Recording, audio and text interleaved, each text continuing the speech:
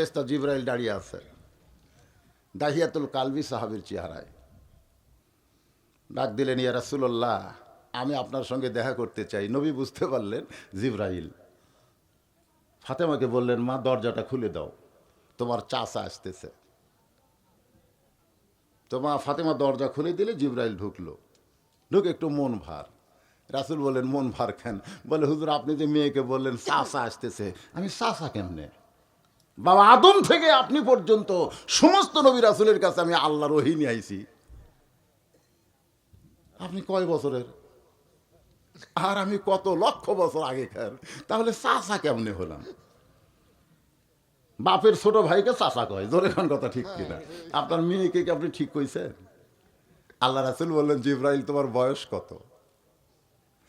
আল্লাহ রাসূল বললেন, জিবরাইল তোমার বয়স কত?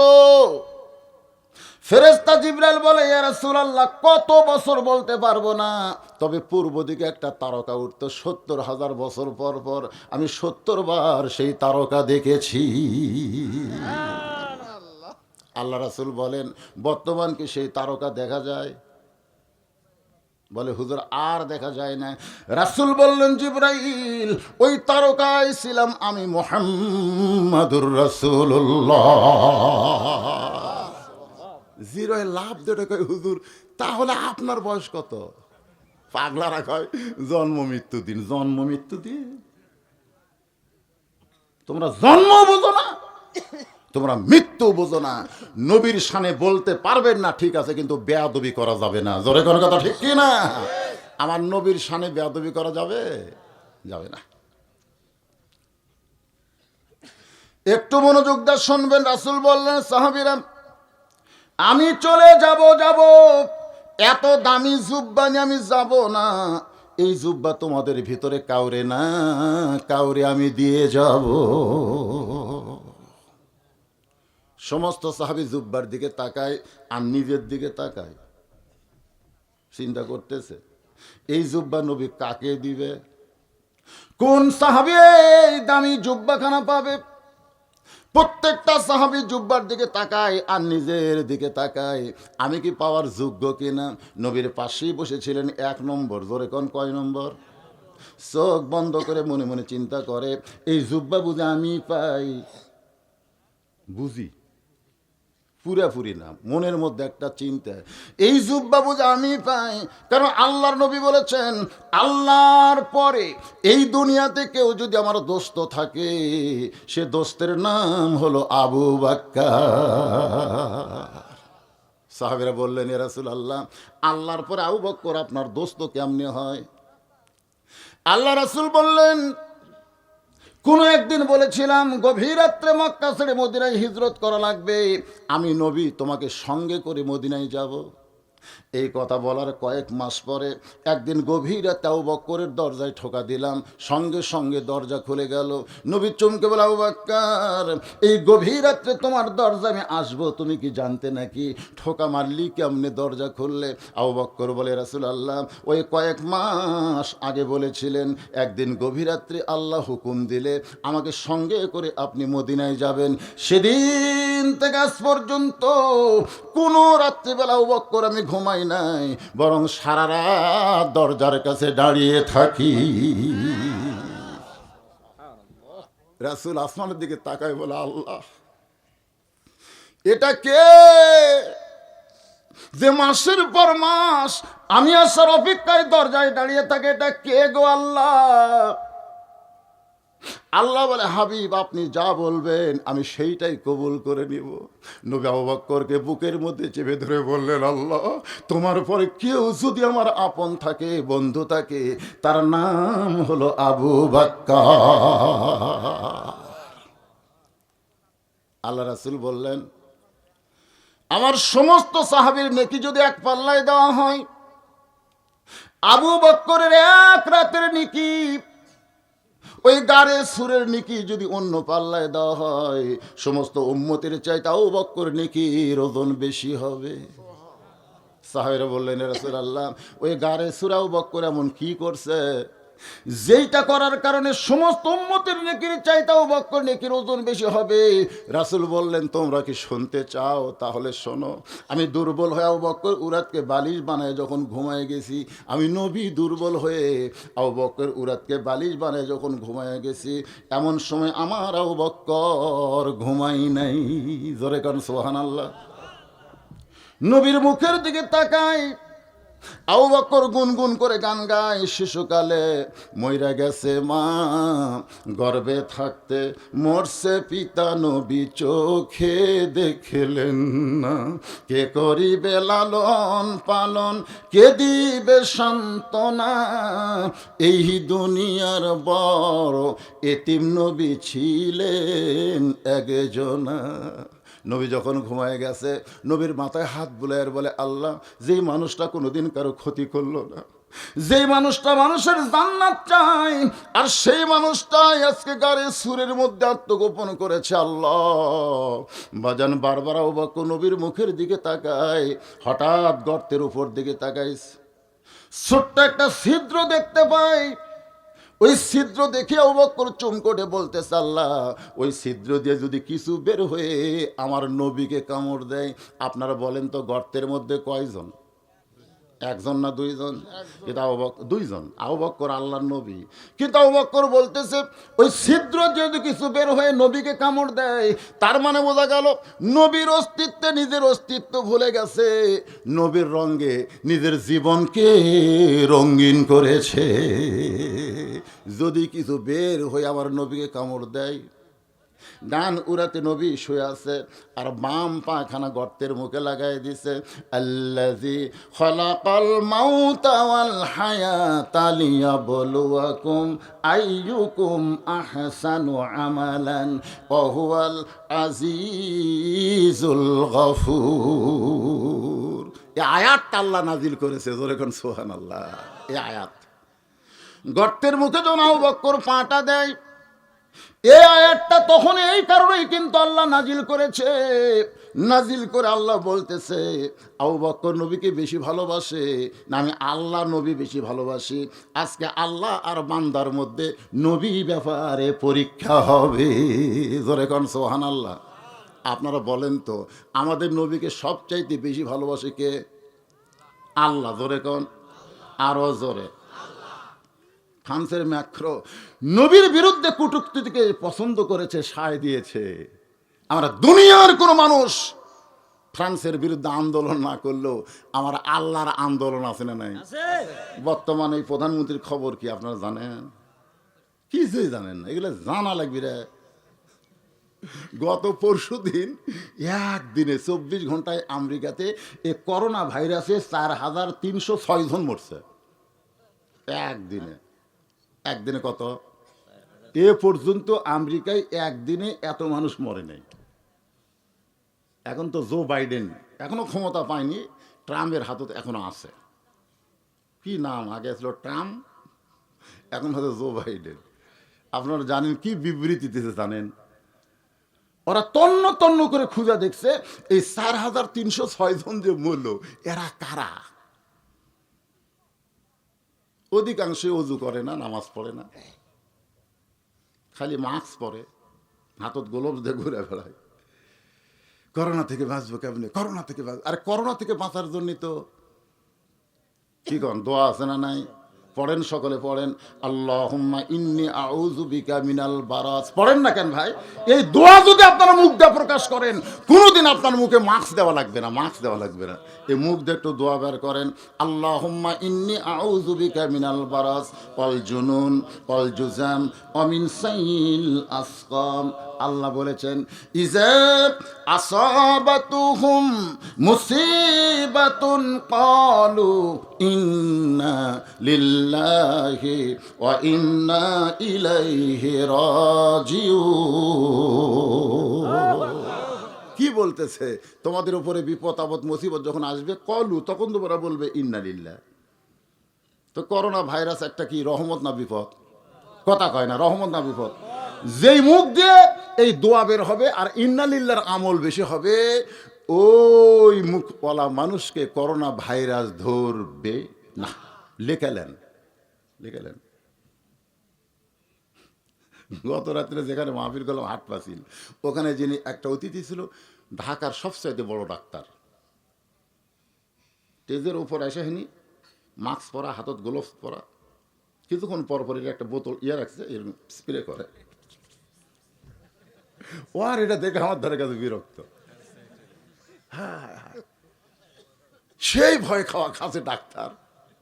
আমি বললাম ভাই রে, এরকম ভয় যারা খায় তার কি করোনা ধরে? করোনা কিন্তু ঘুরতেছে, যে কাক কাক ধরা যায়, যে আল্লাহর ভয় বাদ দেয় করোনার ভয় করবে, এদেরকেই করোনা বেশি ধরবে। ধরে কর কথা ঠিক করে, একটা রিক্সাওয়ালা ভ্যানওয়ালা একজনকে ধরেনি, কারণ ভয়ই নেই তো। আমি এক রিক্সাওয়ালাকে বলেছিলাম মুখত মাস্ক দেশ কেন? কই পুলিশের ভয় হুজুর, পুলিশ যদি ধরে 200 টাকা নিবি, আমার কামাই নাই, এই জন্য মুখত মাস্ক দিছি। করোনা কিসের করোনা?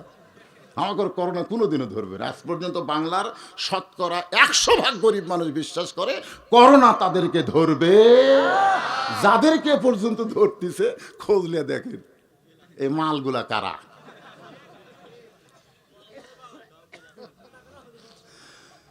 একটু মনোযোগ দিয়ে শুনবেন।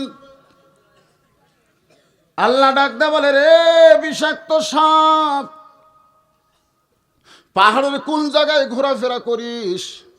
আমি আল্লাহ তোকে হুকুম দিলাম, ওই ছিদ্রে যে পা লাগাই দিছে সেই পায়ে কামড় মার।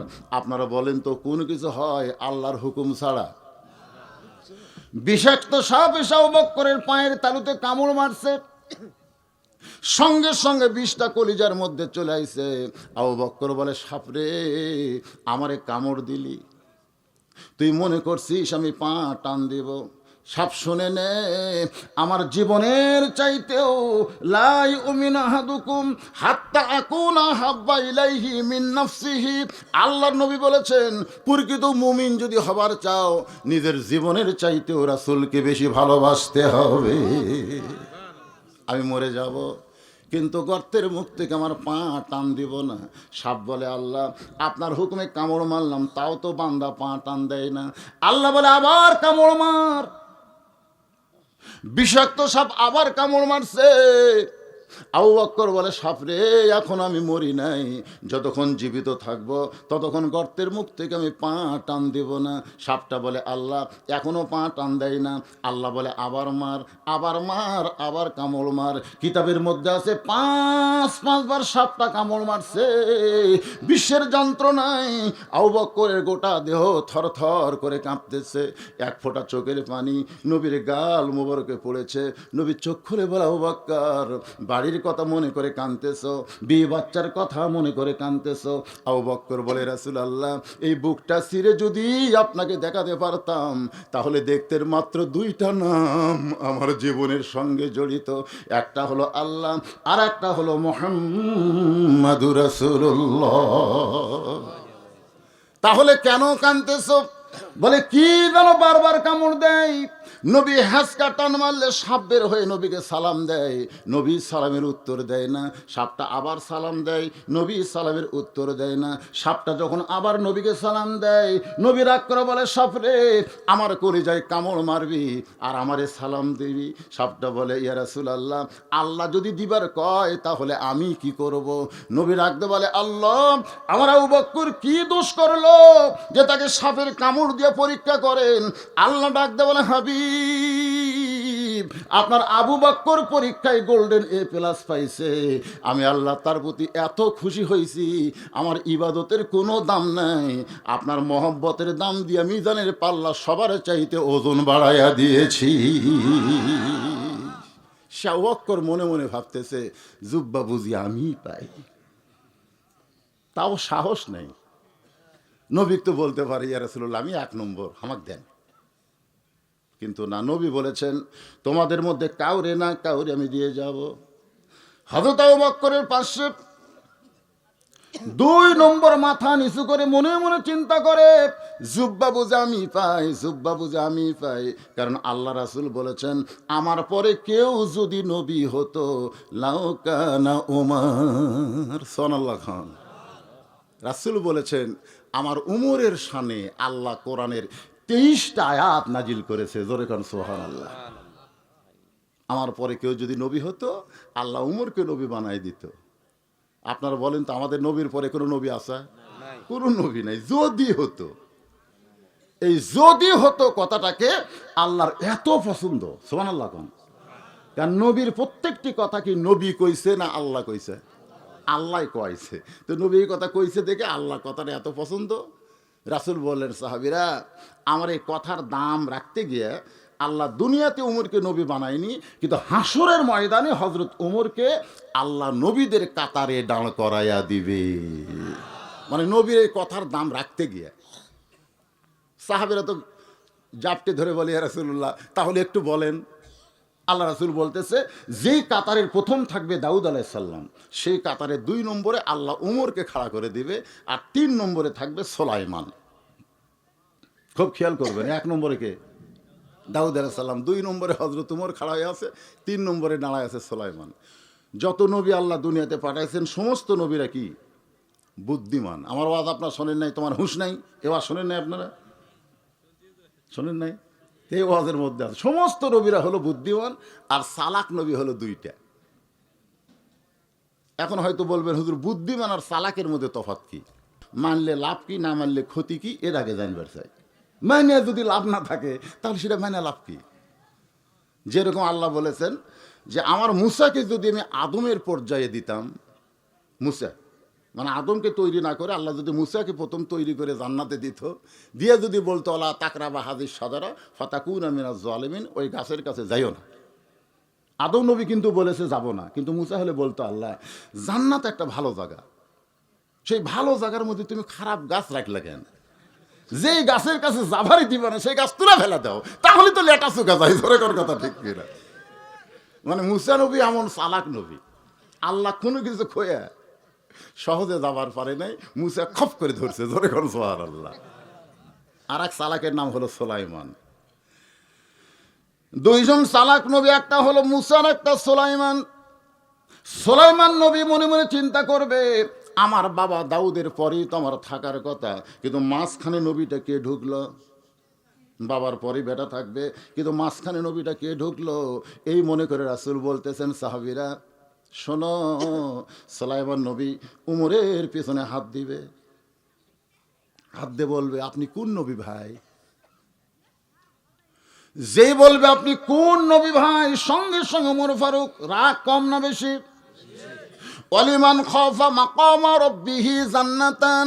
এই মিয়া, তুমি জানো না হাসরের ময়দানে আল্লাহর সামনে দণ্ডায়মান হওয়াকে যারা ভয় করে নত যেন অবস্থায় দাঁড়িয়ে থাকবে, আল্লাহ তাদের উপর খুশি হয়ে 2টা জান্নাত দিয়া দিবে। আল্লাহ হাকিম হয়ে আমরা আসামি হয়ে দাঁড়াইছি, আর তুমি আমার পিঠে হাত দেখো, কোন নবী? আমি কোনো নবী না, আমার নাম হলো উমর। সুলাইমান নবী বলে, নবী না উমর? তো যত নবী আছে সব নবীর নাম তো আমি জানি, কিন্তু উমর নামে তো কোনো নবী নাই। উমর ফারুক বলে, আপনি এরকম নবী নবী করতেছেন কেন? আমি উমর। রাসূল বললেন, সাহাবীরা শোনো, উমর ফারুক যখন বলবে আমি উমর আমি উমর, সুলাইমান বলবে আমার বাবা দাউদের পরে আমি সুলাইমান থাকার কথা, মাঝখানে তুমি উমর ঢুকলে কোন দিক দিয়ে? ওমর ফারুক কানবার বলবে, ওগো আল্লাহ নবী সুলাইমান, এইটা যে নবীর কাতার আমি জানি না, আমি কেমনে নবীদের মাঝখানে ঢুকলাম? এত বড় বেয়াদবি কেমনে হলো? আল্লাহর রাস্তে আমাকে মাফ করবেন। রাসূল বলে, এই কথা বলে উমর যখন লাইন ছাড়বে, আল্লাহ ডাকতে বলে, ওমর, আমার দোস্ত নবী বলেছিল আমার পরে কেউ যদি নবী হতো লাউ কানা ওমর, আমি সেই নবীর কথার দাম রাখতে গিয়ে হাসরের ময়দানে তোমাকে নবীর কাতারে দাঁড় করাইছি, তুমি কাতার ছিল না। ওমর বলবে, আল্লাহ নবীর কাতারে আমারে দাঁড় করায় তুমি নবীকে খুশি করতে পারো, কিন্তু আমি ওমর খুশি হতে পারলাম না। আল্লাহ বলবে, ওমর তুমি কেমনে খুশি হবে? ওমর ফারুক বললেন, নবী না হয়ে দুনিয়ার, না হয়ে ফেরেশতায় আল্লাহর, হয়েছি উম্মত আপনার, তার তরে শুকুর লক্ষবার। লিল্লাহি তাকবীর। ওমর ফারুক বলবেন, নবীর কাতারে দান করে আপনি আমাকে খুশি করতে পারবেন না। উম্মতে মোহাম্মদের কাতারে আমি দাঁড়াবার চাই। সেই ওমর মনে মনে ভাবতেছে জুব্বা বুঝি আমি পাই। ওমর ফারুকের পিছনে একজন বসে আছে, মাথা নিচু করে চোখ বন্ধ করে হিসাব করতেছে, জুব্বা বুঝি আমি পাই, কারণ আমি হইলাম রাসূলের ডবল জামাই। সুবহানাল্লাহ কন না কেন? ডবল জামাই বোঝেননি দেখে মুখ বন্ধ করে আছে। আল্লাহ রাসূলের দুইটা মেয়ের স্বামী কে? যার একটা ডিগ্রি হয়েছে, দুই মেয়েকে বিয়ে করার জন্য একটা কি ডিগ্রি? কথা কয় না। এক বক্তা ওয়াজ করতেছে, ওসমান জিন্নুরাইন, ওসমান জিন্নুরাইন, ওসমান দুইটা নূরের অধিকারী। সুবহানাল্লাহ কোন?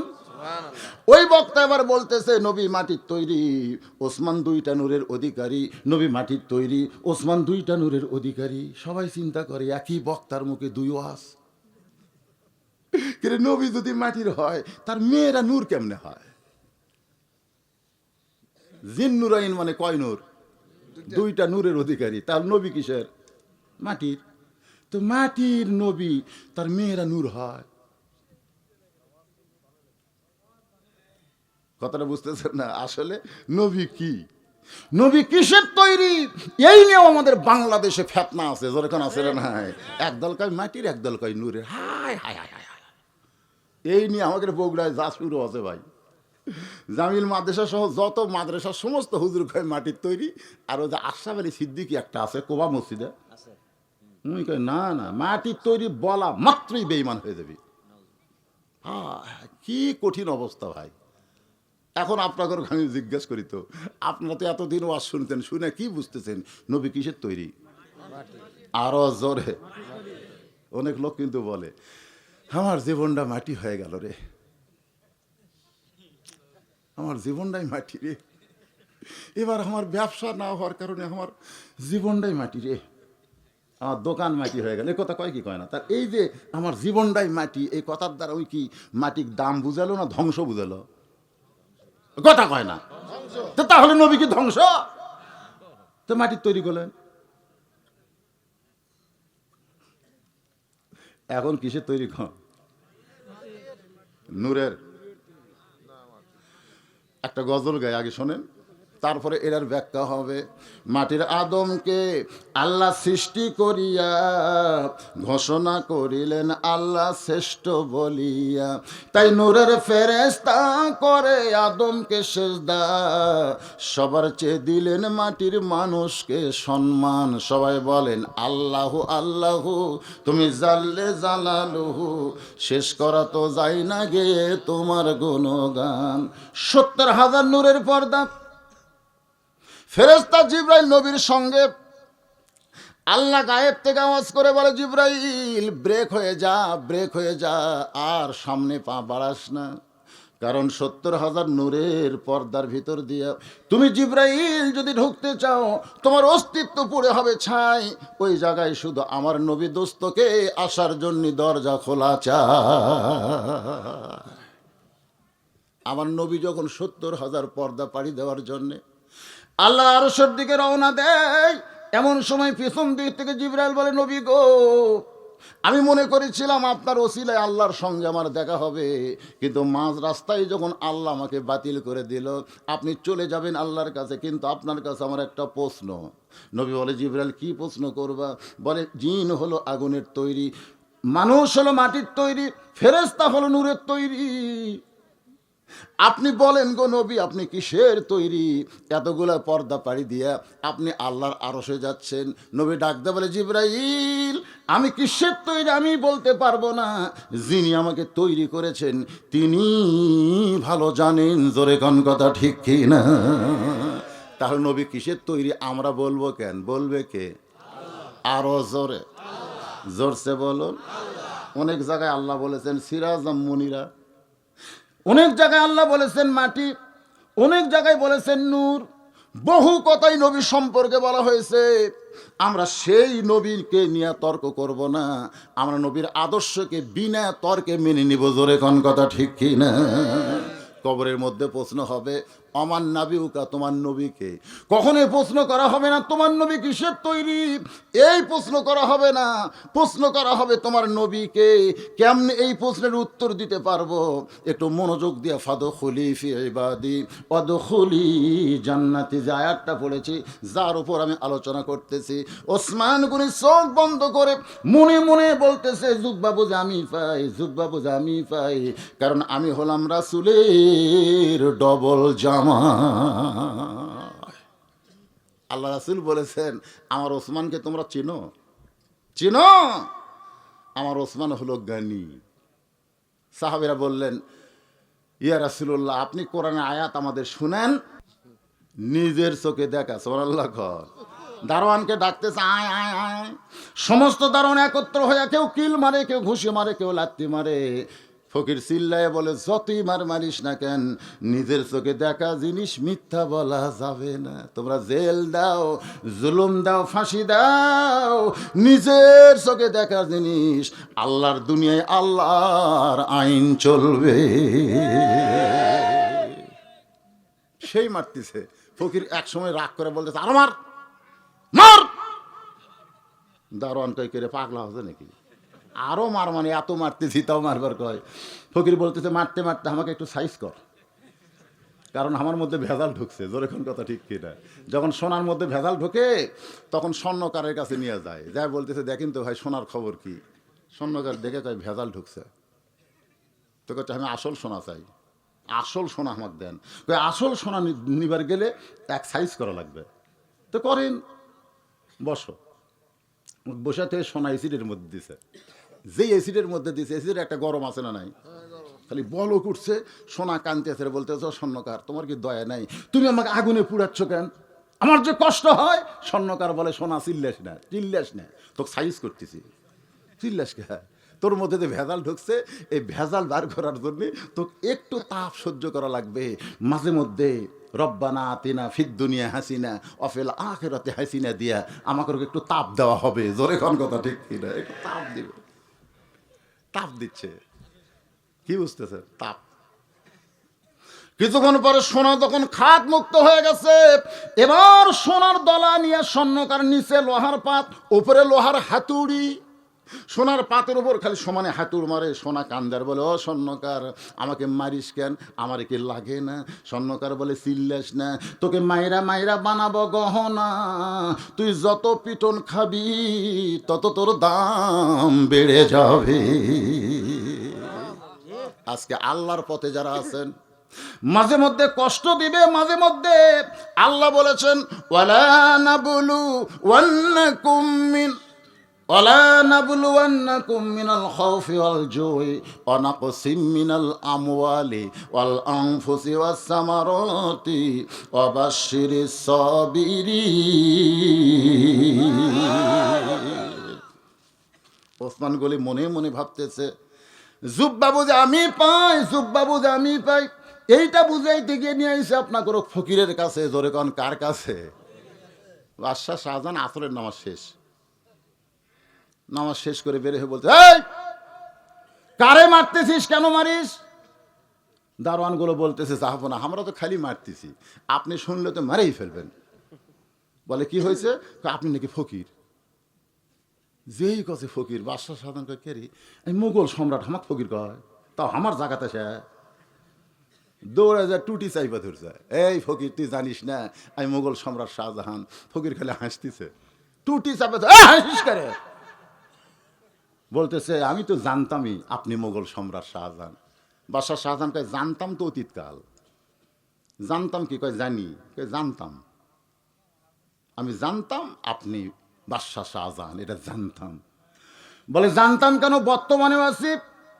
ফকির বলতেছে জানলার কাছে গিয়া গুমুর ফাঁস হয়ে গেছে। আপনার মতন একজন মানুষ দুই হাত তুলে ফকির ফকির বলে কাঁদতেছে। বাদশাহ শাহজাহানের দুইটা হাত থর থর করে কাঁপা শুরু হয়ে গেছে।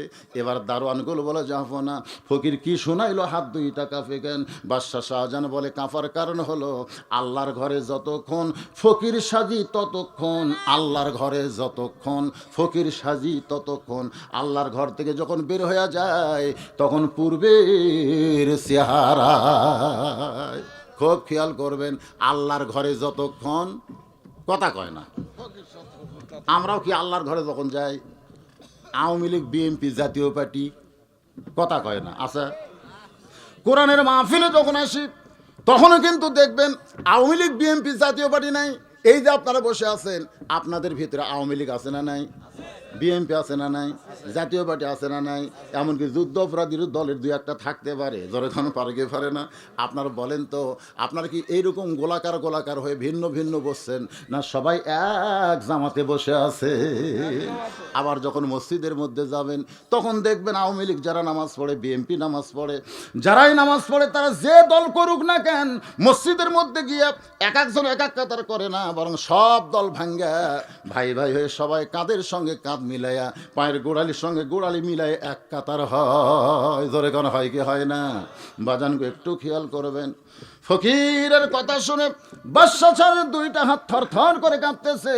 ফকির যা বলেছে মিথ্যা বলে নাই, কারণ যতই আপনি বাদশা হন, যখন আপনি প্রধানমন্ত্রী হাসিনার কথা বলতেছি, উনি কিন্তু তাহাজ্জুদের নামাজ পড়েন, 5 ওয়াক্ত পড়েন, আবার তাহাজ্জুদ পড়েন। ওনার নেতাদের কাছ থেকে শুনছি, ওনার চেহারা দেখেও আমার বিশ্বাস হয়। আপনারা বলেন তো, তাহাজ্জুদের নামাজ পড়ে যখন প্রধানমন্ত্রী হাত তোলে আল্লাহর কাছে, তখন কি প্রধানমন্ত্রী হিসাবে তোলে না ফকুরনি? আল্লাহ তোমার দরবারে ফকির, আল্লাহ আমার দেশের করোনা ভাইরাস ভালো করে দাও। কি কর, দোয়া করে না? আর যদি কয় আমি প্রধানমন্ত্রী, আল্লাহকে প্রধানমন্ত্রী তো মোকাবিলা কর। হ্যাঁ, যখনই আপনি যে পজিশনে থাকেন, যখন আল্লাহর কাছে হাত তুলবেন, তখন সেই পজিশন বাতিল হয়ে আমরা সবাই ফকির হয়ে যাই। এই জন্য আল্লাহ বলেছেন, আল্লাহু গানিয়ুন ওয়া আনতুমুল ফুকারা ইল্লা ওসমানু গানিয়ুন কালা রাসূলুল্লাহ সাল্লাল্লাহু আলাইহি সাল্লাম। আল্লাহ রাসূল বলেছেন শুধুমাত্র একজন, যার নাম হলো ওসমান, তিনি ফকির নয়, তিনি হলেন ধনী। সুবহানাল্লাহ কবেন না? সে ওসমান গনি মনে মনে ভাবতেছে, জুব্বা বুঝে আমি পাই, জুব্বা বুঝে আমি পাই। ওসমান গনির পাশে একজন সাহাবী, নাম হলো তার হযরত আলী। জোরে বলেন নাম কি? চোখ বন্ধ করে মুচকি মুচকি হাসে। আবু বকর কিন্তু হাসে নাই, উমর ফারুক কিন্তু হাসে নাই, আবার ওসমান গনি কিন্তু হাসে নাই। ওরা কাঁদতেছে আর মনে মনে বলতেছে জুব্বা বুঝে আমি পাই। কিন্তু হযরত আলী চোখ বন্ধ করে মুচকি মুচকি হাসে আর বলে, জুব্বা তো আমি পাবো, জুব্বা তো আমি পাবো। রে আল্লাহর বান্দারা, নবী কিন্তু কারো নাম বলে নাই। নবী শুধু বলেছেন আমি চলে যাব, ওই মেরাজের জুব্বা নিয়ে আমি যাব না, এটা তোমাদের মধ্যে কাউরে না কাউরে দেওয়া যাব। কিন্তু সবাই বলে আমি বুঝি পাই, কিন্তু হযরত আলীর ভিতরে কোনো বুঝি টুজি, মুসকি মুসকি হাসে। আপনারা বলেন তো কারণ কি? ফাদখুলি ফি ইবাদি, পড়েন, ফাদখুলি ফি ইবাদি ওয়াদখুলি জান্নাতি। যে আল্লাহর বান্দা হবে তার কোনো মৃত্যু হবে না, সে জায়গা পরিবর্তন করে জান্নাতে চলে যাবে। ওই যে হিন্দু একটা গায়ক আছিল, বারে নামটা খেয়াল হচ্ছে না, না নকুল বিশ্বাস, আর না হচ্ছে রথীন্দ্রনাথ রায়, নাম শুনছেন আপনারা? ওই একদিন একটা গান গাচ্ছে, গানটা আমার শুনে খুব ভালো লাগলো। গাবো এক লাইন? গাবো? হিন্দু যে, আরে হিন্দুকেরও গান রে। তোমার পঞ্চ আত্মা পঞ্চরুহু হিসাবেতে দেখা যায়, একেতে দুইয়েরই জনম, পরমাত্মার মরণ নাই। কে বলে মানুষ মরে, মানুষ মরিলে তবে বিচার হবে কার? এই গান শোনার পর আমি চিন্তা করলাম, এতদিন ধরে আমরা খালি কছি মল্ল রে মল্ল রে, কি কয় রে? আমি গান নিয়ে কোরআনের সঙ্গে মিল দিলাম। আল্লাহর কোরআন বলেছে কুল্লু নাফসিন যায়কাতুল মাউত, প্রত্যেকটা নফসকে, আত্মাকে মৃত্যুর স্বাদ গ্রহণ করা লাগবে। আল্লাহ কিন্তু বলে নাই মরা ফুরা যাবে, মরার স্বাদ গ্রহণ করে এক জগৎ থেকে আর এক জগতে রওনা দিবে। কোন বনেরই পাখি তুমি? আব্দুল আলিম কোন? আব্দুল আলিমের তো অসুবিধা আছে। কোন বনেরই পাখি তুমি আইলা রে কোন বনে, আবার কোন বনেতে যাইতে হবে পড়ছে নাকি মনে। সবাই একটু বলেন ভাই, আমার হীরামন পাখি, আমার প্রাণ পাখি, তোরে কোথায় রাখি পাখি রে, সবই মিশে আর ফাঁকি। মেয়েরা মনে মনে চিন্তা করতেছে, হুজুর জুব্বার ওয়াজ দেয় শেষ দিল, তাহলে হামাকের ওয়াজ কি? আমি মা বোনদের জন্য বলবো, মা আপনাদের ওয়াজ জুব্বা নয়, আপনাদের ওয়াজ হলো পর্দা। জুব্বা পড়লে মেয়ে মানুষকে পর্দা লাগবে, লাগবে কি লাগবে না? লাগবে না? আমার মা বোনদের জন্য বলবো, মায়েরা যারা বসে আছেন পর্দার অন্তরালে, সমস্ত বক্তায় বলে পর্দার অন্তরালে বসে আছেন, আজকে কিন্তু মাহফিল কমিটি ইচ্ছা করলে একদিকে পুরুষ একদিকে নারী বসার ব্যবস্থা করতে পারতেন। জোরে কোন পারতেন না? আপনারা দেখেন না, একদিকে পুরুষেরা একদিকে নারীরা চেয়ার দিছে বসে আছে। কিন্তু এইরকম সিস্টেম না করে পুরুষ এখানে, নারী পর্দার ভিতরে, এটা কেন? আপনার বলেন তো এটা কি কারণ? কারণ হলো কোরআনের মাহফিল করতে গিয়ে যদি নারীদেরকে আলাদা পর্দার ভিতরে রাখতে হয়, যেদিন কোরআনের সমাজ বাংলাদেশে চালু হবে সেদিন বাংলার মুসলমান বুঝতে পারবে আসলে পর্দা কারে কয়। জোরে কোন কথা ঠিক কিনা? আমি সেই পর্দা সম্পর্কে 4টা মিনিট আলোচনা করবো একটু পরে। তবে যেটা বলতেছিলাম, হযরত আলী মুচকি মুচকি হাসতেছে আর চোখ বন্ধ করে বলতেছে, জুব্বা তো আমি পাবো, জুব্বা তো আমি পাবো। আপনারা বলেন তো, হযরত আলীকে এত বড় সাহস অন্তরে কে দিল? আল্লাহ দিছে। আল্লাহ রাসূল বলেছেন, সাহাবীরা রে তোমরা কি জানো তোমাদের মাঝখানে এমন একজন মহামানব বসে আছে? তো রাসূল কিন্তু মাঝখানে নাই, রাসূল আছে এক সাইডে। আমি কি আপনাদের মাঝখানে আছি? আমি কিন্তু এক সাইডে আছি। আল্লাহ রাসূল বললেন, তোমরা কি জানো তোমাদের মাঝখানে এমন একজন মহামানব বসে আছে, যে মানুষটা আমি নবীর চাইতেও 2 দিক দিয়ে ভাগ্যবান। আপনারা তো সুবহানাল্লাহ কছেন, কিন্তু সাহাবীরা কেউ মুখ খোলেনি, কিছুই কয়নি। যতই নবী কোক, নবীর চাইতে ভাগ্যবান 2 দিক দিয়ে কে রে? সমস্ত সাহাবীরা যখন মুখ খোলে না, রাসূল বললেন, সাহাবীরা রে আমি নবী বলতেছি, তোমাদের মাঝখানে এমন একজন মহামানব বসে আছে, যেই মহামানবটা আমি নবীর চাইতেও 2 দিক দিয়ে ভাগ্যবান।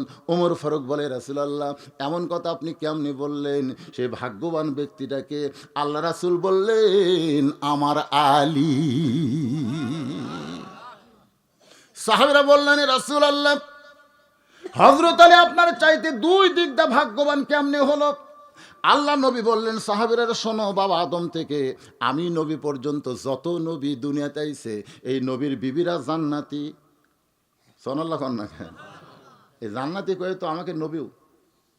মা খাদিজাকে বলতেছে, খাদিজা দুনিয়াতে 10 জন পুরুষকে আল্লাহ জান্নাতের সার্টিফিকেট দিছে। আপনারা তো সুবহানাল্লাহ কবেন পুরুষ যে, কিন্তু খাদিজা কিছুই কয় না। খাদিজা বলতেছে আল্লাহ দিছে, কি করে? আল্লাহ নবী বলেন, খাদিজা শুধু 10 জন পুরুষকে নয়, আল্লাহ 10 জন নারীকেও জান্নাতের সার্টিফিকেট দিয়েছে। যেই বলছে খাদিজা লাভ যেটা কয়, সুবহানাল্লাহ। হুজুর 10 জন কে? আল্লাহ রাসূল বলেন 1 নম্বর হলো খাদিজাতুল কুবরা। যেই কইছে মা খাদিজা এত খুশি, নবীর কপালে চুমু দিয়ে বলতেছে, রাসূলুল্লাহ আল্লাহ আমাকে 1 নম্বর জান্নাতি ঘোষণা করছে, তাহলে 2 নম্বর কে? আল্লাহ নবী বলে, খাদিজা 2 নম্বর কাকে দিবার মন চায়? খাদিজা বলে, রাসূলুল্লাহ আমার মনে হয় 2 নম্বর আমার কলিজার টুকরা ফাতেমাই হবে। আমার মনে হয় 2 নম্বর আমার কলিজার টুকরা ফাতেমা হবে। আল্লাহ রাসূল বললেন, খাদিজা ফাতেমা কিন্তু জান্নাতি নয়, ফাতেমা কিন্তু জান্নাতি নয়। খাদিজা নবীর মুখ চেপে ধরে বলতেছে, নবী গো এই কথা আপনি কেমনে বলতে পারেন ফাতেমা জান্নাতি নয়? রাসূল বললেন, ফাতেমা জান্নাতি নয়, ফাতেমা হলো জান্নাতি নারীদের নেত্রী। যেই কইছে, খাদিজা এখন পজিশন মাপতেছে, পজিশন বোঝেন না? মাপা বোঝেন না? হুজুর কি করলেন? আমারটা ফাতেমাক দেন, ফাতেমারটা আমাক দেন, অদল বদল করা হোক। রাসূল বলেন কেন? বলে কোথায় জান্নাতি নারীদের নেত্রী আর কোথায় এক নম্বর? তা আল্লাহ আমাকে এটা দেখ, জান্নাতি নারীদের নেত্রীটা আমি হই আর ফাতেমা এক নম্বর জান্নাতি হোক। রাসূল বলেন খাদিজা আপত্তি কেন? বলে হুজুর আমরা মেয়ে মানুষ হুজুর, আমাকে আপত্তি হলো আমরা কাকু উপরে উঠতে দিবার চাই না, সবার উপরে আমরা থাকবার চাই, আমার উপরে কেউ নেই। যা বর্তমানে বাংলাদেশে দেখা যায়, একজন থাকে ক্ষমতায় আর একজন থাকে জেলখানায়। জোরে কর কথা ঠিক।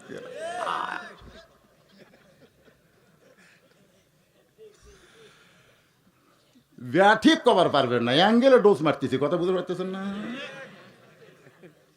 জুব্বা কে ভাবি লিবেন না, জুব্বা লিবেন না, সব সাহাবী খালি জুব্বার ধান্দা, আর আপনারা খালি শার্ট প্যান্টের ধান্দা নাকি? শার্ট প্যান্ট পরে নামাজ পড়বার গেছে, এত টাইট ফুল প্যান্ট আর এত টিকনা পড়ো শার্ট, মানে শার্টটাও বড় লম্বা লয়, টিকনা বরাবর।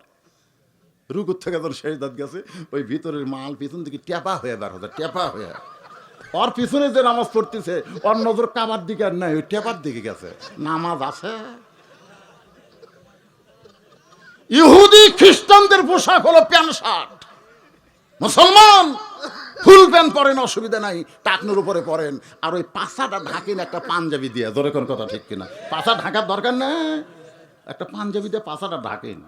একে কামরাঙ্গার মতন পাছা বাইর করে তোছেন, কামরাঙ্গা খালি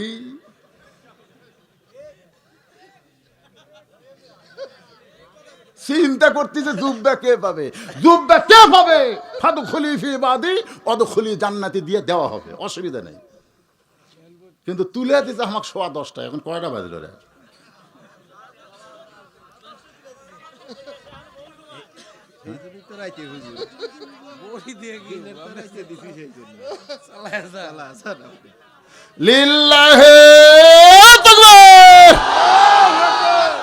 আমি এই মাত্র দেখলাম 12টা, কিন্তু আপনাদের চেহারা দেখে মনে হচ্ছে কেবল 8টা। না দিনও তো আজ হচ্ছে নাকি? আপনারা কি মনে করতেছে? সুবহানাল্লাহ। হ্যাঁ বসেন বাজানরা, একটু মনোযোগ দিয়ে শুনবেন। জুব্বা নবী কাকে দিবেন? নবী দিবেন না আল্লাহ দেওয়াইবে? হযরত আলী মনে মনে চিন্তা করতেছেন জুব্বা তো আমি পাবো, শুধু চিন্তা করে না, মুখটা আবার মুচকি মুচকি হাসতেছে। আল্লাহ রাসূল বললেন খাদিজা এমন মনে হওয়ার কারণ কি? খাদিজা বলতেছে সর্বপ্রথম ঈমান গ্রহণ করেছি, সর্বপ্রথম আপনাকে নবী বলে স্বীকার করেছি, সর্বপ্রথম আমার যত সম্পদ ছিল আমি সব আল্লাহ দিয়ে দিছি। এরপরে আল্লাহ আমাকে খাতুনে জান্নাত ডিগ্রি না দিয়ে 1 নম্বর জান্নাতে ডিগ্রি কেন দিল? আল্লাহ নবী বললেন খাদিজা ডিগ্রি যদি আমার দেওয়া হাতে থাকতো তাহলে আপনাকেই খাতুনে জান্নাত ডিগ্রি দিতাম। আমি হচ্ছি নবী আর আমার বউ হচ্ছে জান্নাতের নেত্রী, আমার একটা মোশন বাড়তো। কিন্তু ডিগ্রি যে আমার হাতত নাই খাদিজা, ডিগ্রি আল্লাহর হাতত। এখন আল্লাহ কি করলো? কি কোন আল্লাহ কি ভুল করছে? খাদিজা বলতেছেন এইটা কি আল্লাহ ঠিক করেছে? রাসূল বলে খাদিজা আমার 2টা প্রশ্নের উত্তর দাও, তাহলে বুঝতে পারবা ঠিক না বেঠিক। খাদিজা বলে হুজুর প্রশ্ন করেন। 1 নম্বর প্রশ্ন হলো খাদিজা আপনি বলেন তো কত বছর বয়সে আপনি ঈমান গ্রহণ করেছেন? খাদিজা বলতেছে 55 বছর বয়সে। মোশন মারতেছেন। ঈমান গ্রহণ করার আগে আপনি কি ছিলেন? খাদিজা বলতেছে আমি কাফের ছিলাম। রাসূল বলেন খাদিজা আপনার জীবনের 55 বছর আপনি কুফরি হালে কাটাইছেন, এখন বলেন তো আপনার মেয়ে ফাতেমা কত বছর কুফরি হালে ছিল? খাদিজা বলতেছে জান্নাতি জান্নাতি জান্নাতি, আমার ফাতেমা জন্মসূত্রে জান্নাতি। কোথায় আপনি 55 বছর কুফরি হালে ছিলেন আর আপনার পেটের ডা? 1 নম্বরে তো আপনি সাইজ হয়ে গেলেন, 1 নম্বরে আপনি ঠকে গেলেন। 2 নম্বর প্রশ্ন উত্তর দেন। ও খাদিজা আপনার নাকের সাইজ, মুখের সাইজ, গায়ের রং, দাঁতের ঢপ, মাথার চুল, এইগুলো কি দুনিয়ার কোনো পুরুষ মানুষ দেখছে? আপনি কি হিসাব করে বলতে পারবেন? খাদিজা বলে, ইয়া রাসূলুল্লাহ, 40 বছর বয়সে মক্কার যখন সবচাইতে ধনবতী রমণী ছিলাম, ওই সময় অনেকগুলো ব্যবসা বাণিজ্য পরিচালনা করতাম। ওই ব্যবসা বাণিজ্য চালানোর সময় হাজার হাজার পুরুষ মানুষের সঙ্গে আমার লেনদেন হয়েছে। অনেক পুরুষ আমার দাঁতের সাইজ, মুখের সাইজ, গায়ের রং, নাকের সাইজ বলতে পারে। আল্লাহ রাসূল বলে, খাদিজা, এখন বলেন তো ফাতেমার মুখের সাইজ, ফাতেমার দাঁতের সাইজ, ফাতেমার মাথার চুল, ফাতেমার গায়ের রং দুনিয়ার কত পুরুষ দেখেছে? খাদিজা বলে, পর্দানিশী, আমার ফাতেমা পর্দানিশী। রাসূল বললেন, শুধু পর্দানিশী হওয়ার কারণে আল্লাহ ফাতেমাকে জান্নাতি নারীদের নেত্রী বানাইছে। আমার মায়েরা যারা পর্দায় আছেন, মা, সেই ফাতেমার সঙ্গে যদি জান্নাতে থাকতে চান, হাজার আমলের কোনো দরকার নাই, একটা আমল আপনারা করবেন, সেই আমল হলো পর্দা। কি 4 মিনিট হয়নি? অরাদান বাড়ির যে রাগ না করে যে হুজুর কি এক জুব্বার ওয়াজ ধরলো, আমাকে ওয়াজ নাই। সুবহানাল্লাহ খান। আল্লাহ নবী বললেন, রে সাহাবীরা শোনো, নেত্রী হবার পারবে না, জান্নাতি নারীদের নেত্রী হবে আমার কলিজার টুকরা মেয়ে ফাতেমা। এই ফাতেমার স্বামী যিনি, তিনি হলেন পৃথিবীর শ্রেষ্ঠ স্বামী। আপনারা কি মনে করতেছেন আমার বউ ডাক্তার, মশান মারতেছে? আমার বউ ডাক্তার, আমার বউ মাস্টার, আমার বউ প্রফেসর, খুব মশান মারতেছেন? তাহলে আমার বউ জান্নাতি নারীদের নেত্রী, এই কথা যখন হযরত আলী বলবে, মোশান কেমন হবে চিন্তা করে দেখেন। মোশানটা কি? এই জন্য রাসূল বললেন, পৃথিবীর শ্রেষ্ঠ স্বামী, আলীর মতন যোগ্যতাপূর্ণ ভাগ্যবান স্বামী আমি নবীও হতে পারিনি। সুবহানাল্লাহ কর না কেন? আল্লাহ নবী বললেন, রে আমার সাহাবীরা, বাবা আদম থেকে আমি নবী পর্যন্ত যত নবী দুনিয়াতে আইছি, এই নবীর বেটারা জান্নাতে যাবে, অনেক নবীর বেটারা নবী হবে, কিন্তু জান্নাতি যুবকদের সর্দার কোন নবীর সন্তান হতে পারবে না। জান্নাতি যুবকদের সর্দার হবে আমার হাসান হোসাইন, সাইদুস শাবাবে আহলুল জান্নাহ, হাসান হোসাইন। এই হাসান হোসেনের বাবা যিনি, তিনি হলেন পৃথিবীর সৌভাগ্যবান বাবা। আপনারা কি মনে করতেছেন জান্নাতি যুবকদের সর্দার কয়টা? কথা কয় না। এটা তো আপনাদের মুখস্থ হওয়ার কথা। প্রত্যেক জুম্মার দিন সানি খুতবার মধ্যে ইমাম সাহেব শোনায় না, সাইদুস শাবাবে আহলুল জান্নাহ হাসান হোসাইন রাদিয়াল্লাহু তাআলা আনহুমা। এটা আরবিতে কয় তো বাংলায় বোঝে না, অর্থ জানে। জান্নাতি যুবকদের সর্দার 2 জন হবে। আচ্ছা, সর্দার যুবকদের সর্দার যদি হাসান হোসাইন হয়, তাহলে বুড়াকের সর্দারকে? এই তো আমরা সবাই জানি, আর শায়েখু আর শায়েখাতে লা ইয়াদখুলুল জান্নাহ কালা রাসূলুল্লাহ সাল্লাল্লাহু আলাইহি সাল্লাম। বুড়া বুড়ি কোনোদিন জান্নাতে যাবে না, এই কথা যেই কইছে, সামনে বসে এক সাহাবী, বুড়া সাহাবী কান্না শুরু করছে। রাসূল বলে, কান্দো কেন? বলে, হুজুর আমার জান্নাত। রাসূল কই, নাই। সাহাবী কয়, হুজুর আমার জান্নাত কই না। হাই কান্না। রাসূল কিন্তু তাবাচ্ছুম, মুচকি হাসি পছন্দ করতেন, একটু ঠাট্টা মশকরাও রাসূল পছন্দ করতেন। বুড়ার কান্না দেখে রাসূল বললেন, থামো, আল্লাহ তোমাকে জান্নাত দিবে। যেই কইছে দিবে, ওর চোখের পানি মুছে মুচকে মুচকে হাসে। রাসূল বলতেছে, এই বুড়া বয়সে জান্নাতে গেলে তুমি কি চাবা? কারণ এক এক ব্যক্তির এক এক রকম চাহিদা আছে, জোরে করে আছে নাই, তো তুমি কি চাবা? তো বলতেছে, হুজুর আল্লাহ আমাকে জান্নাত দেয়, জান্নাতে যায় আমি ইটের, সোনার ইটের বাড়ি চাই। বুড়া মানুষ কিন্তু বাড়ি পছন্দ করে, যেরকম ঠিক কিনা? দেখবেন দাদা সবসময় বাড়িতে ঘরে, আর লাতি সবসময় গেলে পাড়া ঘরে। একদিন দাদা লাতি, এই শয়তান, গোটা পাড়া ঘুরিস কে? তখন লাতি কয়, কে দাদা? আমার বয়সে আপনি? আমি যা শয়তান আসনো ভাই। মানে আসল কথা কথা, মানে এমন একটা বয়স থাকে, এই বয়সের নাম হলো ঘোড়ার বয়স। জোরে কোন কি বয়স? কিন্তু যখন বুড়া হয়ে যায়, রাসূল বলেন, এরপরে কি চাও? বলে, সোনার হীরা জহরতের বর্তন চাই। রাসূল বলেন, এরপরে কি চাও? বলে, আঙ্গুর ফলের বাগান চাই। রাসূল চমকে বললেন, এত ফল থাকতে আঙ্গুর ফলের বাগান কেন? বলে, হুজুর আমার একটাও দাঁত নেই। আল্লাহ যদি আপেল ফলের বাগান দেয়, পেয়ারা ফলের বাগান দেয়, খালি দেখা লাগবে কিন্তু খাওয়ার উপায় নেই। কিন্তু আমার মাসা শক্ত, দাঁত পড়ে গেলে এই জায়গা কিন্তু শক্ত হয়ে থাকে, এই জায়গার মধ্যে আঙ্গুর ফেলা যদি ঠাসিয়ে দেই, ওই রস দিয়ে আমার পেট ভরে যাবে। আল্লাহ রাসূল বলেন, সাহাবীরে তুমি পুরুষ মানুষ, তুমি কি জানো আল্লাহ প্রত্যেকটা জান্নাতি পুরুষকে 70টা বউ দিবে। যাদের বয়স হবে 16 কি 17, এরকম 70টা বউ পাইলে তুমি করবা কি? সাহাবী বলে, হুজুর দেখা ছাড়া উপায় নাই। রাসূল বলেন, আল্লাহ কি তোমাকে বউ দেখার জন্য দিবে নাকি? বুড়ো সাহাবী বলে, হুজুর আমি কি করব, মাজা ঠিক মতো খাড়া হয় না, তাহলে এতগুলো বউ আমি কি করব?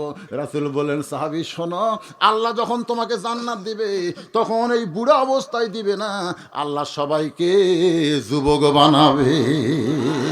এই কথার দ্বারা বোঝা গেল জান্নাতি যুবকদের সর্দার হাসান হোসাইন শুধু যুবকদের হবে না, সমস্ত মুসলমান পুরুষের জন্য সর্দার হবে। জোরে কোন কথা ঠিক কি না? রাসূল বললেন, সাহাবীরা রে, আনা মাদিনাতুল ইলমি ওয়া আলিউ বাবুহা। জোরে কোন সুবহানাল্লাহ। আমি হচ্ছে এলেমের শহর, আলী হচ্ছে তার দরওয়াজা। আপনারা বলেন তো, মেরাজে রাসূল কতক্ষণ ছিলেন? ঘুরে এসে দেখে ওযুর পানি করতেছে, আবার ঘরের শিকল পর্যন্ত নড়তেছে। যে ঘর থেকে বের হয়ে গেছেন সেই ঘরে আইসা থেকে শিকল নড়তেছে, যে পানি দিয়ে উযু করেছেন ওই পানি তখনও ঘটতেছে। আপনারা বলেন তো কতক্ষণ? কেউ কয় 27 সেকেন্ড, কেউ 27 বছর। আরে সবই বোঝেন কিন্তু বলবার চান না। লম্বা টাইম, এটা কি সাধারণ কথা মনে করছেন? আল্লাহ নবী দুইজনা প্রেম করেছেন গোপনা, মাঝখানে তো অন্য কারো জায়গা ছিল না। জায়গা যদি থাকিত জিব্রাইলকে নিত, দরজার বাহিরে আল্লাহ ব্রেক করাতো না। সবাই বলেন, আল্লাহ নবী দুইজনা প্রেম করেছেন গোপনা, মাঝখানে তো অন্য কারো জায়গা ছিল না। বাজান, যেটা দুনিয়াতে ফেরেশতার মাধ্যমে বলা যায় নাই, অনেক গোপন কথা আল্লাহর ছিল। এই কোরআন কিন্তু গোপন না। কোরআন লৌহ মাহফুজ থেকে আগে জিবরাইল মুখস্থ করেছে, তারপরে নবীর কাছে আবার শুনাইছে। তার মানে বোঝা গেল এই কোরআন কিন্তু গোপন না। কিন্তু ওই লাইলাতুল মিরাজে আল্লাহ নবীর সঙ্গে যে গোপন গল্প করেছিল, সেই গল্পের একটা বাস্তব রূপ হলো জুব্বা। আর ওই জুব্বাটা হলো আনা মাদিনাতুল ইলমি ওয়া আলিউ বাবুহা। জোরে বলেন সুবহানাল্লাহ। এটা আমি আপনাদের বুঝাই দিচ্ছি, পানির মতন সহজ হবে। যতক্ষণ বুঝান লাগবে, ধরেন ঘড়ি ধরে আর 10 মিনিট, এই বুঝ পর্যন্ত আপনাকে থাকা লাগবে। রাজি আছেন? কারা কারা দেখি আল্লাহকে একটু দেখাইতে দেখি। লিল্লাহে তাকবীর। আপনারা কিন্তু হাত তুলছেন, আল্লাহ দেখছে, ফেরেশতারা আবার ভিডিও করছে। হাত নামান, হাত নামান, ভিডিও হচ্ছে। এখন যদি মাদ্রাসার জন্য কিছু চাই, ধরেন 5 মিনিট 10 মিনিট, আর আপনার যদি মাজা সোজা করে দাঁড়ান, ভাই এই দাঁড়ানা মাত্রই লিমা তাকুলু মালা তাফালু, মানে আপনি যে কথা বলেন, হাত দেখালেন, তার সাথে আপনার আমলের মিল নেই। আল্লাহ সাল্লাল্লাহু আলাইহি সাল্লাম, আল্লাহ রাসূল 3টা জুব্বা 3 জনকে দিয়েছিলেন। একটা হলো গারে হীরার জুব্বা, রাসূল মা খাদিজাতুল কুবরাকে কাফন হিসাবে দিয়েছেন, বলেন সুবহানাল্লাহ। একটা হলো তায়েফের ময়দানে রক্তাক্ত জুব্বা, খায়রে তাবিন ওয়াইজাল করনি, ওয়াইসকুনিকে আল্লাহ রাসূল দিয়েছেন। আর একটা হলো মেরাজের জুব্বা, এলেম হিসাবে হয়তো আলীকে দিয়েছেন। জোরে কোন সুবহানাল্লাহ। আমি আজকের আলোচনার ভিতরে যে জিনিসটা আপনাকে বোঝাবার চাইছি সেটা হলো ফাদখুলি ফি ইবাদি ওয়াদখুলি জান্নাতে। আপনারা অবশ্যই বুঝেছেন, ওয়াদের শুরু থেকে শেষ পর্যন্ত যে আল্লাহর বান্দা হবে কেবলমাত্র সেই জান্নাতে প্রবেশ করবে। আর এই বান্দা হওয়ার নিয়ম কারণগুলো আলোচনার ভিতর দিয়ে আপনাদেরকে বোঝানোর চেষ্টা করেছি। ভাইজান, আমাদের সামনে ফজরের নামাজ রয়েছে, ঠিক কিনা বলেন? নামাজের কথা চিন্তা করলেই, ঘড়ির দিকে তাকালেই চিন্তা হয় যে আমরা কি জামাতে পড়তে পারবো? ফজরের নামাজ শুধু পড়লে হবে না, জামাতের সঙ্গে নামাজ পড়তে হলে আমাদের ঘুম পাড়তে হবে। আজকের দিন শোনেন, খুব ঠান্ডা বেশি হয়েছে, খুব ঠান্ডা যতই বেশি হোক, আজকের দিন আপনারা বাড়িতে গিয়ে পেশাব করে অজু করবেন। আজকের দিন এটা কি নামাজের অজু না, এটা হলো ঘুমের অজু। ধরে কোন কিসের অজু? ঘুমের অজু করে আল্লাহুম্মা বিইসমিকা আমুতু ওয়া আহইয়া, এই দোয়াটা পড়ে বুকের উপর একটা ফুঁ দিয়ে আয়াতুল কুরসি পড়বেন, আর বলবেন আল্লাহ তোমার কোরআনের ওয়াজ শুনতে গিয়ে রাত হয়ে গেছে, এখন যদি তুমি আমাকে চেতন করো ফজরের জামাত হবে, চেতন না করলে আমার কোনো দোষ নাই, কারণ ঘুম দেওয়ার মালিককে, চেতন করার মালিককে। এই দোয়াটা পড়ে ঘুমিয়ে যাবেন ইনশাআল্লাহ। আসসালাত খায়রুন মিনান নাওম আপনি যতই ল্যাপের মধ্যে থাকেন শুনতে পাবেন।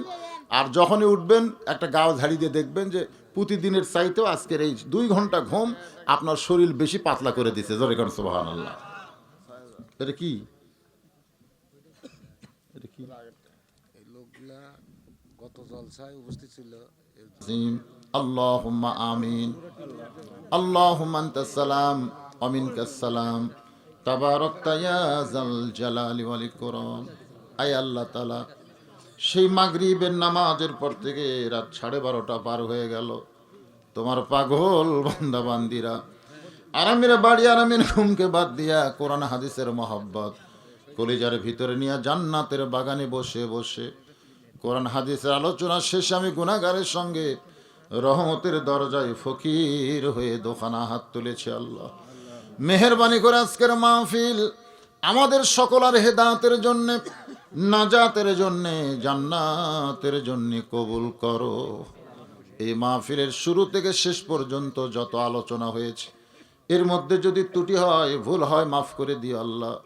এর জাহাদিয়া মঞ্জুর করো সোনার মদিনায় নবী পাকের রওজা মোবারকে কবুল করে নিও। তামাম আম্বিয়াই কেরাম, আসহাবে কেরাম, তাবিনী কেরাম, তাবিনী কেরাম, তামাম পৃথিবীর মাটির নিচে যত মুমিন মুমিনা শুয়ে আছে আল্লাহ সকলের আরওয়াহ পরে হাদিয়া কবুল করো। আল্লাহ গো, আমরা যারা হাত তুলেছি আমাদের মধ্যে জনম দুঃখনী মা যাদের কবরে চলে গেছে আল্লাহ, ছোট্ট একটা শব্দ হলো মা, এই নামের মধ্যে কি মধু, যাদের মা নাই তারাই বুঝতেছে। এই দরদের মা যাদের কবরে গেছে আল্লাহ মেহেরবানি করে মায়ের কবরটাকে জান্নাতের টুকরা কবুল করো। বাবার বাড়ি ঘর সবই আছে, আমি সহ আমরা যারা বাবা হারা এতিম হয়ে হাত তুলেছি আল্লাহ মেহেরবানি করে বাবার কবর জান্নাতের টুকরা বানাও। আল্লাহ কাগজের মধ্যে 5 জন দুনিয়া থেকে বিদায় নিয়েছে, 7 জনের বাবা মা অসুস্থ, দোয়া চেয়েছে আল্লাহ আমরা দোয়া করি সবাইকেই তুমি কবুল করো। নতুন গোরস্থানের মধ্যে যত মুর্দা শুয়ে আছে আল্লাহ সকলের কবরকে জান্নাতের টুকরা তুমি বানাইয়া দাও। আল্লাহ এই মাদ্রাসাকে কিয়ামত পর্যন্ত কবুল করে নাও। তোমার নবীর মাদ্রাসার মহব্বতের নগদে বাকিতে আজকে হাজার হাজার টাকা দান করেছে, এমনকি 10টা টাকা হলেও যারা দান করে দিয়েছে আল্লাহ তাদের সকলের দানকে জান্নাতের বিনিময়ে কবুল করো। আমি নবীর মাদ্রাসায় কোরআন শরীফ চাইছি আল্লাহ, যারা কোরআন বাবদ 500 করে নগদে বাকিতে দিয়েছে আল্লাহ তাদের দানটাকে কোরআনের বিনিময়ে জান্নাত হিসেবে কবুল করে নাও। আয় আল্লাহ তাআলা আজকের মাহফিলের সম্মানিত সভাপতিকে আল্লাহ তুমি কবুল করো। আজকের মাহফিলের সম্মানিত প্রধান অতিথি ইউনিয়ন পরিষদের চেয়ারম্যান ভাই আল্লাহ গ্রামের কৃতি সন্তান, আয় আল্লাহ মেহেরবানি করে তাকে কবুল করো। যেমন সম্মান দিয়েছ দুনিয়ায় তেমন সম্মানে তুমি জান্নাত দিয়ে দিও। আজকের মাহফিলের সম্মানিত বিশেষ অতিথিদের আল্লাহ তুমি কবুল করো।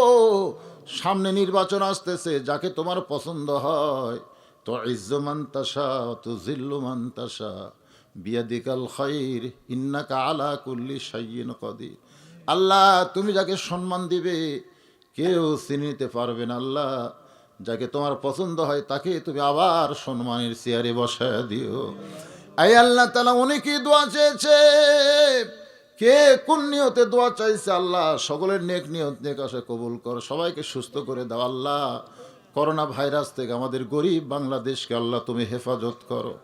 আয় আল্লাহ তাআলা আমার মা বোনেরা পর্দার অন্তরালে বসে ওয়াজ শুনেছে, আবেদা সালিহা পর্দা নিচে কবুল করে মা ফাতেমার চরিত্র দান করে দাও।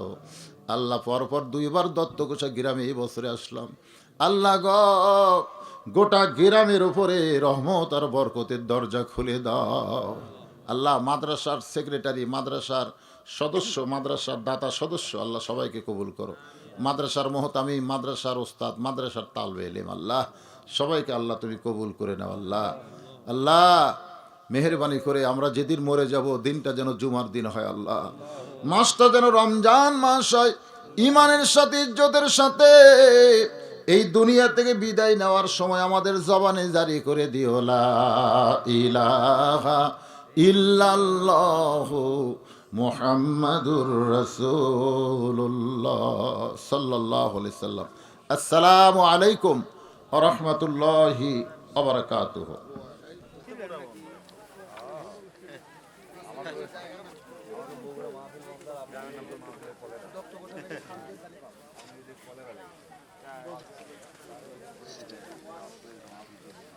হ্যাঁ আপনাদের দিক দিয়ে পুরা বন্ধ একদম